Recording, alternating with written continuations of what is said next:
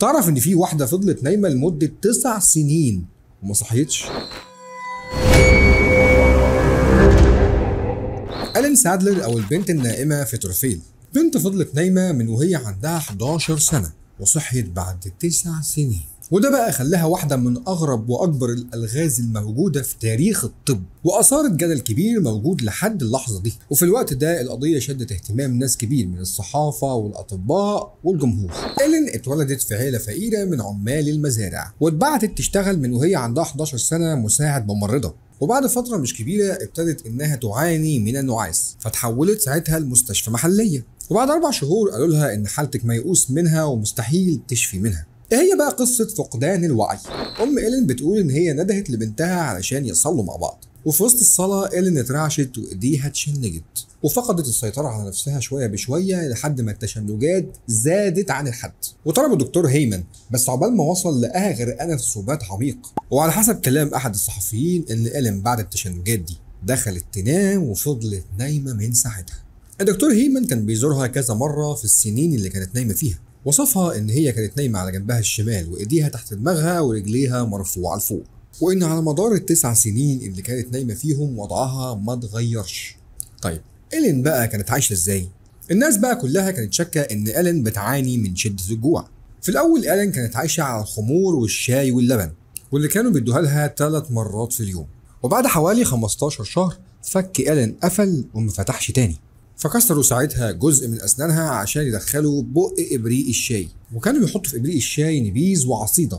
في صحف كتير ابتدت تسال ازاي الاسره تتعامل مع البول والبراز، بس دكتور هيمن بيقول انه ما شافش اي حركات معويه على مدار 5 سنين، بس كانت كل 4 ايام بتخرج كميه كبيره من المثانه. إلين في فتره نومها اتحولت لمكان جذب سياحي في مدينه تورفيل، زارها صحفيين واطباء ودينيين وناس فضوليين من انحاء العالم كله، وكمان في متبرعين كتير ادوا فلوس لأسرة إلين علشان بس يقدروا يشوفوها، وفي منهم بعض الناس كان بياخد قصة من شعرها أو خصلة من شعرها كتذكار. صحفي من شركة باكس فري بيرس قال إن نفسها كان منتظم وطبيعي، والغريبة إن جلدها كان ناعم وجسمها كان دافي زي أي حد، صحته كويسة، نبض قلبها كان سريع إلى حد ما، وكان جسمها في حالة هزال، ورجليها وإيديها كانوا عاملين زي الطفل الميت، ورغم دفء جسمها إلا إن أطرافها كانوا باردين زي التلج، ولونها ما كانش شاحب لدرجة لون شحوب الموت. بعد 22 شهر من نومها زارها مراسل من ديلي تلجراف، وقال في المقالة اللي كتبها إن البنت وشها ما كانش وش جثة خالص، وخدها كان لونه مورد،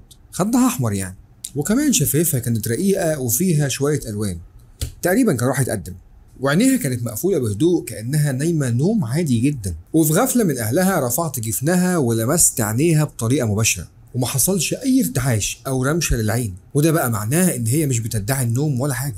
نفسها كان ضعيف لدرجه ان انت كان ممكن ما تحسش بيه، ونبضها كان ضعيف جدا. في شهر نوفمبر بعد وفاه والدتها ب5 اشهر إلين استيقظت، وبعد فتره تعافت بسبب رعايه زوج والدتها واخواتها، وكان عمرها ساعتها 21 سنه، وما كانتش فاكره اي حاجه عن ال9 سنين اللي هي نامتهم. فضلت بقى بتعاني شويه من اثار طويله المدى زي توقف النمو شويه، ضعف في عضلات العين والنظر. وفي 1886 إلين اتجوزت مارك بلاكال وأنجبوا 5 أطفال، وماتت إلين في 1901. قصة إلين سادلر بقت جزء من الفلكلور المحلي في مدينة تورفيل، وكان في إشاعات بتتقال إن إلين كان معمول لها سحر، وفضل بيت عائلة سادلر معروف باسم الكوخ النائم. فكركم بقى إلين فضلت نايمة كل ده ليه؟ هل كان في سبب طبي واحنا لسه ما وصلناهوش؟ ولا السبب في نومها كان ليه علاقة بالعالم الآخر؟ ردوا علينا في الكومنت، متنساش تعملي سبسكرايب ولايك لو انت على يوتيوب، وفولو لو على انستجرام وتيك توك. سلام.